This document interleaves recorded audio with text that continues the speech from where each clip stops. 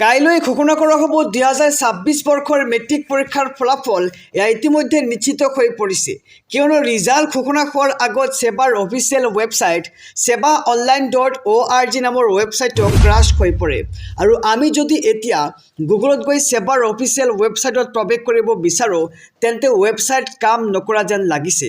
আৰু বিভিন্ন মোবাইল এপসমূহতো কাইলৈ ৰাতিপুৱা 10 বজাত মেট্ৰিকৰ ৰিজাল্ট ঘোষণা হ'ব বুলি এনাউন্স কৰা হৈছে। গতিকে ইয়াৰ পৰা আমি নিশ্চিত হ'ব পাৰোঁ যে কাইলৈ মেট্ৰিকৰ ৰিজাল্ট ঘোষণা কৰা হ'ব।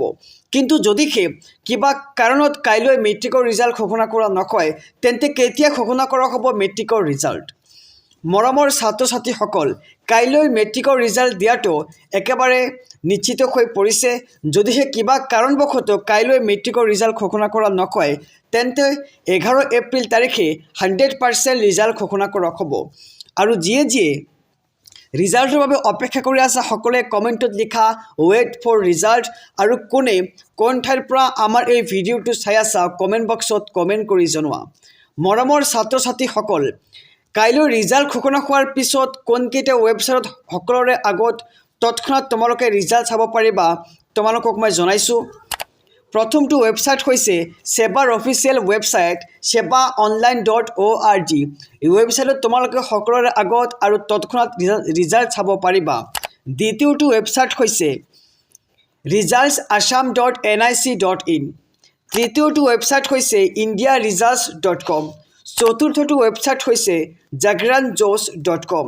আৰু পঞ্চম নম্বৰ ৱেবছাইট হৈছে results.shiksha। মৰমৰ ছাত্ৰ ছাত্ৰীসকল, এইকেইটা ৱেবছাইটৰ জৰিয়তে তোমালোকে তৎক্ষণাত সকলোৰে আগত ৰিজাল্ট চাব পাৰিবা। কেৱল এয়াই নহয়, ৰিজাল্ট ঘোষণা হোৱাৰ পিছত যিহেতু সকলোৱে একেলগে ৱেবছাইটত প্ৰৱেশ কৰিব, তাৰ ফলত ৱেবছাইট ক্ৰাছ হোৱাৰ বহুত বেছি সম্ভাৱনা আছে। ফলত তোমালোকে সঠিক সময়ত ৰিজাল্ট লাভ নকৰিবা। আনকি কিছুমান ঠাইত নেটৱৰ্কৰ বহুতো সমস্যা দেখা দিয়ে, যাৰ বাবে সকলোৱে যাতে কোনো সমস্যাৰ সন্মুখীন নোহোৱাকৈ ৰিজাল্ট চাব পাৰে, সেই কেইটামান মোবাইল এপ মুকলি কৰা হৈছে। তাৰে ভিতৰত আটাইতকৈ ভাল মোবাইল এপ দুটা মই তোমালোকৰ বাবে লৈ আহিছোঁ। সেই দুটা হ'ল SF ৰিজাল্টছ আৰু আনটো হৈছে ফাষ্ট ৰিজাল্টছ। আৰু ৰিজাল্ট ঘোষণা হোৱাৰ পিছত এই এপ দুটাত প্ৰৱেশ কৰি তোমালোকে কেনেকৈ চাবা ৰিজাল্ট, সেই সবিশেষ জনাইছোঁ। তোমালোকে প্ৰথমে আহি যাবা প্লে ষ্ট'ৰত, আৰু প্লে ষ্ট'ৰত আহি চাৰ্চ কৰিবা SF ৰিজাল্টছ বুলি। আৰু SF ৰিজাল্ট বুলি চাৰ্চ কৰি দিয়াৰ লগে লগে তোমালোকৰ সন্মুখত এনেকুৱা এটা এপ ওলাই পৰিব। তোমালোকে এই এপটো প্ৰথমে ডাউনলোড কৰি ল'বা। আৰু এপটো ডাউনলোড হোৱাৰ পিছত তোমালোকে এনেকৈ অ'পেনত ক্লিক কৰি দিবা। অ'পেনত ক্লিক কৰি দিয়াৰ লগে লগে তোমালোকৰ সন্মুখত এনেকুৱা এটা ইণ্টাৰফেচ ওলাই পৰিব, য'ত লিখা থাকিব কাৰেণ্ট ইয়াৰ ৰিজাল্টছ আৰু প্ৰিভিয়াছ ইয়াৰ্ছ ৰিজাল্ট। গতিকে তোমালোকে ইয়াতে গম পাইছা যে তোমালোকে এইটো বৰ্ষৰ ৰিজাল্ট আৰু যোৱা বৰ্ষৰ ৰিজাল্ট তোমালোকে ইয়াতে চাব পাৰা। গতিকে তোমালোকে যিহেতু 2026 বৰ্ষৰ ৰিজাল্ট চাব, গতিকে তোমালোকে কাৰেণ্ট ইয়াৰ ৰিজাল্টছত ক্লিক কৰি দিবা। ইয়াতে ক্লিক কৰি দিয়াৰ লগে লগে এনেকুৱা এটা ইণ্টাৰফেচ পাবা, য'ত তোমালোকে তোমালোকৰ মোবাইল নম্বৰ দিব লাগিব। গতিকে মই মোৰ মোবাইল নম্বৰ দি এইটো ৰেজিষ্টাৰ কৰি লৈ আছোঁ।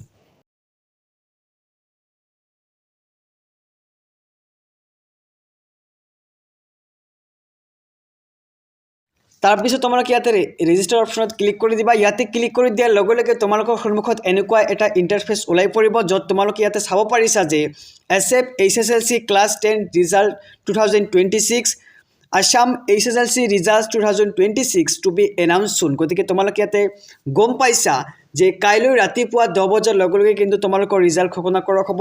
তোমালোকে ইয়াতে চাব পাৰিছা যে পাৱাৰ্ড বাই www.results.shiksha ইয়াতে ৱেবছাইটত দিয়া হৈছে। গতিকে এই এপৰ জৰিয়তে তোমালোকে কিন্তু সকলোৰে আগত তৎক্ষণাত ৰিজাল্ট চাব পাৰিবা। আৰু তোমালোকে এই এপটো ডাউনলোড কৰি লোৱা তোমালোকৰ মোবাইল ফোনত। আৰু যেতিয়া ৰিজাল্ট ঘোষণা কৰা হ'ব, মই তোমালোকক জনাই দিম যে তোমালোকে তোমালোকৰ ৰোল আৰু নম্বৰ কেনেকৈ বহুৱাই তোমালোকে ৰিজাল্ট চাব লাগিব।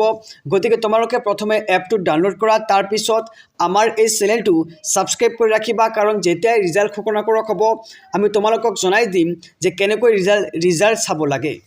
মৰমৰ ছাত্ৰ ছাত্ৰীসকল, তোমালোকক মই আৰু এটা এপ দেখুৱাইছোঁ, সেইটো হৈছে ফাষ্ট ৰিজাল্ট এপ বুলি। তোমালোকে চাৰ্চ কৰিবা ফাষ্ট ৰিজাল্ট। এইটো লিখি দিয়াৰ লগে লগে এনেকুৱা এটা এপ ওলাই পৰিব। এইটো তোমালোকে প্ৰথমে ইনষ্টল কৰি অ'পেনত ক্লিক কৰিবা।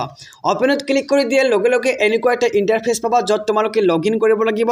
তোমালোকে গুগল অথবা ফোন নম্বৰেৰে লগ ইন কৰি ল'বা। যেনেকুৱা তোমালোকৰ ছ'চিয়েল মিডিয়াৰ একাউণ্টবোৰ থাকে, ঠিক সেইদৰে তোমালোকে লগ ইন কৰি ল'বা তো মই ইয়াতে লগ ইন কৰি আছোঁ লগ ইন কৰাৰ পিছত তোমালোকে কেনেকৈ ইণ্টাৰফেচ পাবা বা কেনেকৈ ৰিজাল্ট চাবা মই সেয়াও জনাই যাম তো তোমালোকে প্ৰথমে এইটো এনেকৈ লগ ইন কৰি ল'বা লগ ইন কৰাৰ পিছত তোমালোকে এটা ইণ্টাৰফেচ পাবা য'ত তোমালোকে কিন্তু অতি সহজেই সকলোৰে আগতেই কোনো অসুবিধাৰ সন্মুখীন নোহোৱাকৈ ৰিজাল্ট চাব পাৰিবা গতিকে তোমালোকে ইনষ্টল কৰাৰ পিছত এনেকুৱা এটা ইণ্টাৰফেচ পাবা য'ত তোমালোকে ওপৰত চাব পাৰিছা ৰিজাল্ট লিখা আছে তাৰ পিছত লিখা আছে আসাম বোৰ্ড সেবা 10th result 2025 will be declared on 10 April at 10 AM গতিকে তোমালোকে ইয়াতে ক্লিক কৰি দিয়াৰ লগে লগে এনেকুৱা ইণ্টাৰফেচ পাবা য'ত ওপৰত চোৱা লিখা আছে চেক ৰিজাল্ট নাও ইয়াতে ক্লিক কৰি দিয়াৰ লগে লগে কিন্তু তোমালোকে এনেকুৱা এটা ইণ্টাৰফেচ পাবা য'ত তোমালোকে চাব পাৰিছা তোমালোকৰ ৰোল নম্বৰ সিলেক্ট কৰিব লাগিব তোমালোকে ইয়াতে প্ৰথমতে চোৱা ইয়াতে সিলেক্ট কৰা থাকিব তাৰ পিছত তোমালোকৰ